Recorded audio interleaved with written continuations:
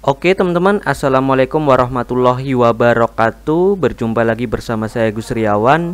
Nah, pada video kali ini saya akan membuat video review tentang STB tipe B860H V1 ya teman-teman. Dan ini contohnya unitnya teman-teman. Jadi STB yang ini saya jarang buat konten ya, baik di YouTube ataupun di media sosial lainnya, karena saya jarang punya stok STB yang tipe ini teman-teman. Nah, bentuknya itu kotak banget ya. Nah, port USB nya 2, port LAN nya 1, sama sih seperti HG ya cuman bentuknya aja yang beda. Nah, kemudian di sini untuk speknya perbedaannya ada di RAM teman-teman. Kalau yang B860HV1 ini dia RAM-nya cuman 1 GB. Nah, sedangkan yang tipe HG680P ini teman-teman, itu RAM-nya 2 GB. Tapi menurut saya untuk penggunaan OpenWRT itu tidak pengaruh ya di RAM ya teman-teman, tidak terlalu pengaruh secara signifikan ya. Nah, jadi RAM 1 GB pun dipakai sangat smooth, sangat enak ya. Tidak ada masalah untuk RAM 1 GB ini teman-teman.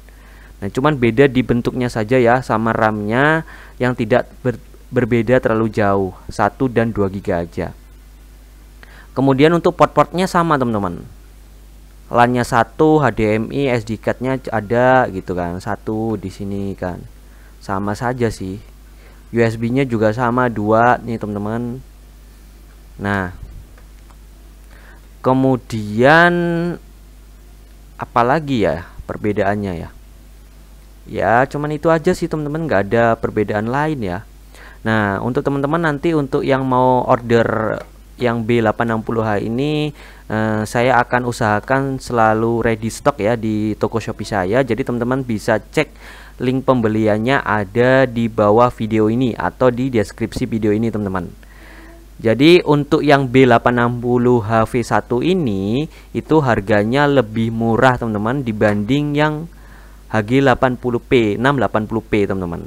Jadi ini lebih murah harganya. Jadi buat teman-teman bisa beli yang ini untuk harga yang lebih murah teman-teman. Oke, kemudian kelebihan di sini port LAN-nya itu sangat kenceng teman-teman dibandingkan yang tipe HG. Entah kenapa kalau yang B860H ini lebih kencang ya dia tuh. Sedangkan yang ini itu saya temui banyak banget yang longgar teman-teman. Ya ada yang kenceng sih, cuman kebanyakan ada yang longgar gitu. Nah, contohnya seperti ini, dia agak longgar teman-teman.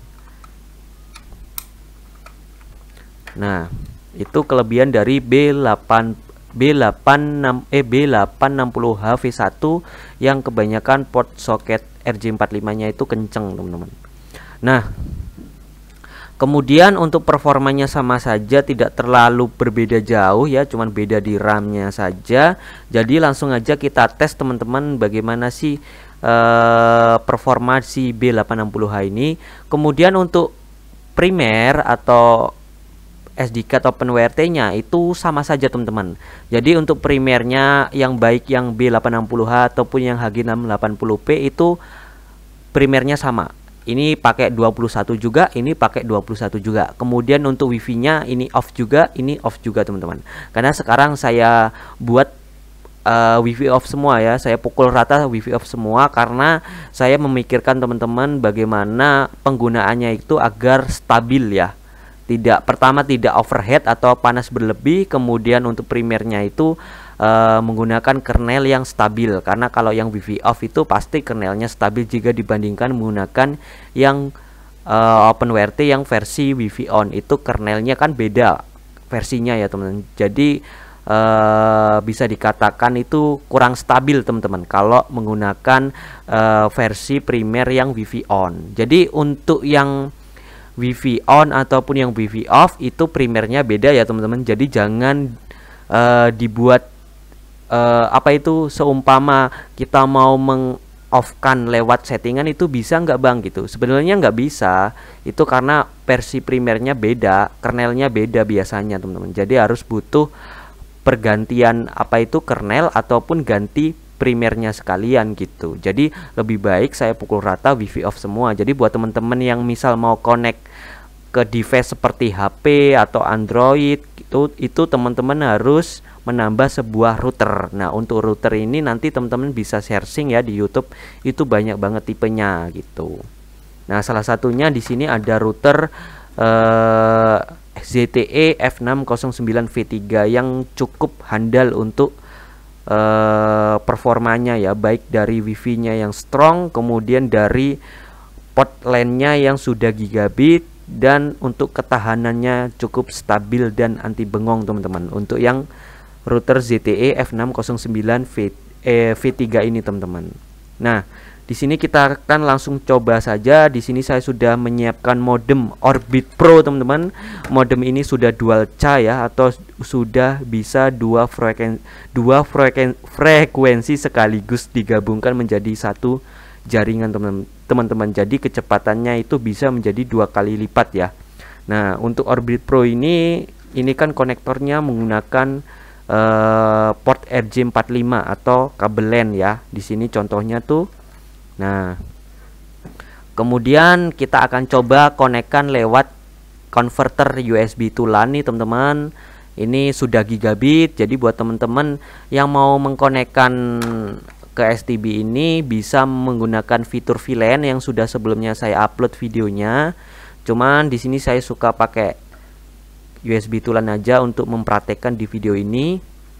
Nah, untuk USB to LAN-nya di sini saya menggunakan merek D-Link tipenya DAP1312. Jadi teman-teman yang mau beli silakan catat tipenya dan mereknya. Nah, ini sudah PNP kalau menggunakan primer dari Bang Rere teman-teman. Nah, langsung aja kita colok di sini dari modem ya teman-teman, langsung colok ke port USB yang ada di STB. Bisa USB 2, tapi biasanya biasa USB 2 ya teman-teman, atau USB 1 juga bisa, terserah kalian. Nah, kalau sudah tinggal colok kabel LAN. Nah, karena port LAN-nya cuma satu, jadi outputnya via kabel LAN aja. Untuk USB-nya untuk modem, dan outputnya untuk ke router gitu. Nah, ini dicolok ke router teman-teman, di LAN 1. Bebas sih sebenarnya untuk port yang ada di router ini. Kemudian yang port yang kabel warna biru ini kemana teman-teman? Ini menuju ke komputer saya atau PC saya teman-teman. Jadi di sini saya menggunakan jalur kabel ya, tidak menggunakan WiFi. Ya, kalau teman-teman misal menggunakan laptop atau pakai HP bisa menggunakan jalur WiFi, karena router ini kan memancarkan sinyal WiFi teman-teman. Nah, jika kalau nggak pakai router ya tidak bisa pakai WiFi, karena STB ini WiFi-nya off gitu. Jadi seperti ini, misal kalau seumpama nih nggak punya router nih teman-teman, jadi teman-teman langsung pakai kabel LAN aja nih menuju ke PC. Seperti ini contohnya ya. Nah, ini langsung kabel ini menuju ke PC, itu bisa gitu, tanpa butuh router. Tapi cuman bisa lewat kabel aja gitu. Untuk lewat jalur WiFi nggak ada kan, karena sampean nggak punya router gitu. Nah, jadi di sini coba dicolok ke sini lagi, karena saya pengen menggunakan router biar bisa memancarkan sinyal WiFi. Nah, di sini colok lagi di sini. Kemudian di sini kita colokkan adaptor dari si STB-nya. Nah, ini kalau dicolok langsung auto on nih teman-teman, karena tombolnya ini otomatis gitu. Beda sama yang HG ini yang dicetrek-cetrek gitu kan. Nah, ini langsung auto gitu, auto on.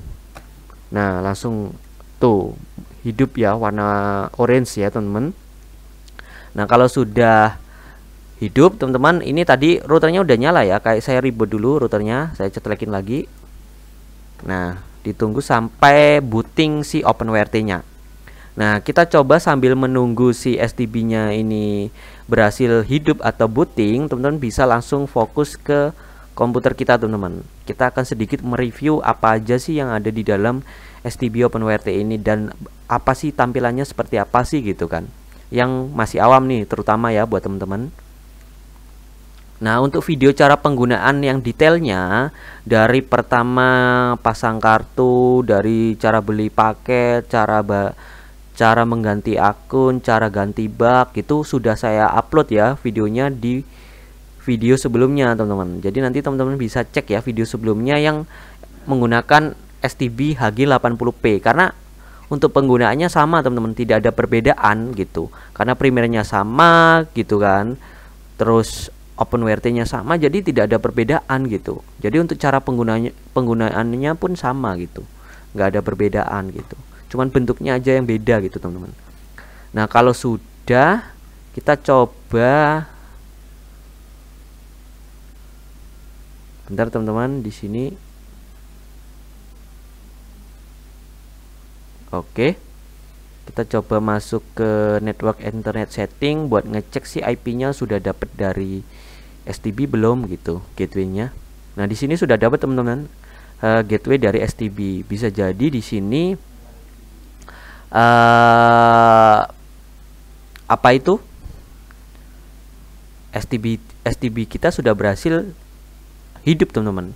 Nah untuk routernya ini sudah disetting di mode voucheran ya teman-teman. Jadi si router ini tidak memberikan IP kepada klien, melainkan yang memberikan IP klien itu ada di STB-nya. Jadi DHCP servernya ada di STB-nya. Nah untuk cara menyeting router ini bisa connect ke STB itu sebetulnya sudah saya upload ya video tutorialnya. Jadi itu buat teman-teman bisa cek, ada di channel YouTube saya ini teman-teman. Jadi teman-teman langsung cross check aja ya, tidak malas mencari solusi teman-teman. Nah kalau sudah, kita coba panggil IP STB kita, yaitu defaultnya adalah 192.168.1.1. Nah IP ini sebetulnya bisa diganti juga teman-teman. Nah cara gantinya juga sudah saya upload video tutorialnya, ada di channel YouTube ini. Jadi teman-teman bisa cek aja langsung ya. Nah langsung aja kita login. Nah di sini kita bisa sudah masuk teman-teman, sudah masuk. Untuk username-nya root dan password defaultnya adalah Indonesia ya. Nah di sini kita menggunakan OpenWrt 21021 Luci editionnya AP edition ya, revisi 18 dari Bang Rere teman-teman. Nah di sini primer ini menurut saya cukup stabil ya, dan kernelnya menggunakan 54128 Flippy 61 plus ini ya, O apa 0 nih, O ya.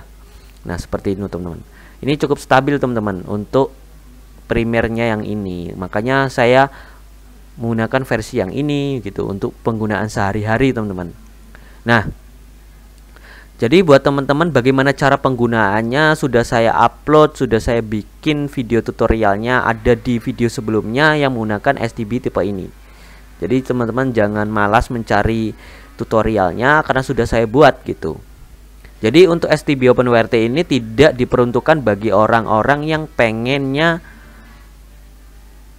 apa itu namanya tinggal pakai, itu nggak bisa buat teman-teman seperti itu. Ini mohon maaf nih ya sebelumnya, ini STB OpenWrt ini diperuntukkan bagi teman-teman yang suka istilahnya oprek ya, suka oprek, kemudian suka mencari tantangan gitu, kemudian teman-teman itu suka mencari solusi gitu kan di internet, yang suka autodidak cari solusi di internet. Ini sangat diperuntukkan bagi mereka teman-teman. Tapi kalau buat teman-teman yang apa itu masih pemula boleh saja, tapi yang terpenting teman-teman itu mau belajar, intinya mau belajar, mau cari solusi di internet, mau belajar di YouTube, itu monggo-monggo aja. Tapi buat teman-teman yang masih pemula terus malas mencari informasi, terus apa itu maunya tinggal pakai gitu kan, itu tidak direkomendasi. Karena STB OpenWrt ini basisnya adalah Linux ya teman-teman. Linux ini pasti ada problema dan beberapa bug yang pasti teman-teman sebagai pengguna atau user itu bisa mengatasi atau mencari masalahnya tersebut teman-teman. Jadi teman-teman bisa memfix sendiri gitu istilahnya. Nah, di sini coba kita lihat, di sini menggunakan untuk, pasti sudah teman-teman sudah ada yang tahu, ini adalah beberapa tool untuk tunneling ya teman-teman, atau inject istilah sering kita sebut ya. Nah ini untuk yang sering dipakai adalah menggunakan OpenClass teman-teman. Nah di sini teman-teman bisa lihat di Open Panel, kemudian masuk di Process. Nah, di sini ada beberapa akun nih teman-teman. Ini cuman ada satu sih, kok beberapa akun, cuman ada satu ya. Ini udah jalan tandanya. Nah, kita coba speed test teman-teman.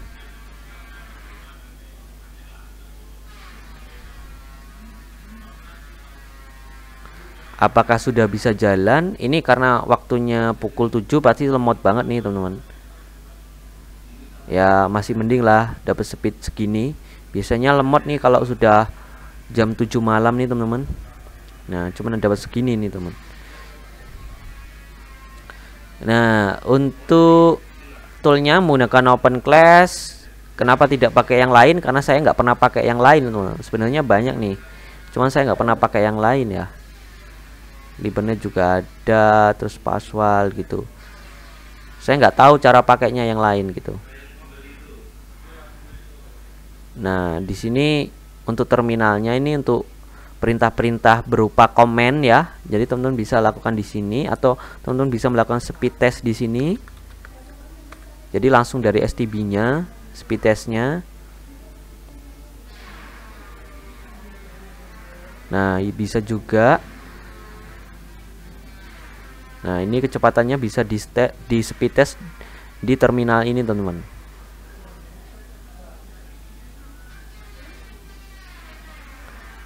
Oke, kemudian di sini ada net monitor untuk memantau kecepatannya ya. Nah, kalau modemnya itu kedeteknya di 1 misal ya.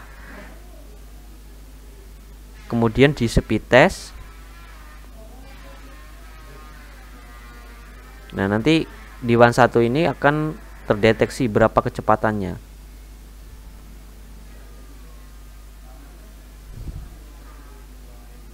Nah, karena ini waktunya malam jadi agak lemot. Kemudian untuk kecepatan ini tergantung TKP kalian juga teman-teman. Biasanya BTS, kualitas BTS itu menentukan ya kecepatan internet di tempat kalian. Kemudian untuk bugnya juga biasanya beda wilayah, ada yang beda gitu, dan ada yang sama juga gitu. Jadi teman-teman harus bisa istilahnya tanggap mencari informasi gitu teman-teman. Di grup-grup itu banyak juga yang informasi-informasi tentang OpenWRT ini teman-teman. Oke, mungkin demikian ya video kali ini, karena video ini cuman sedikit review ya, bukan tutorial, karena kalau tutorial sudah banyak di channel YouTube saya gitu, cara pakainya gitu. Di sini teman-teman bisa cek aja ya. Nah, ini yang untuk cara pakainya, sama yang ini part 2. Kemudian cara setting routernya ini sudah saya bikin juga, atau untuk VLAN-nya yang ini juga saya sudah buat reviewnya di sini, atau yang TP-Link juga sudah saya review juga di sini,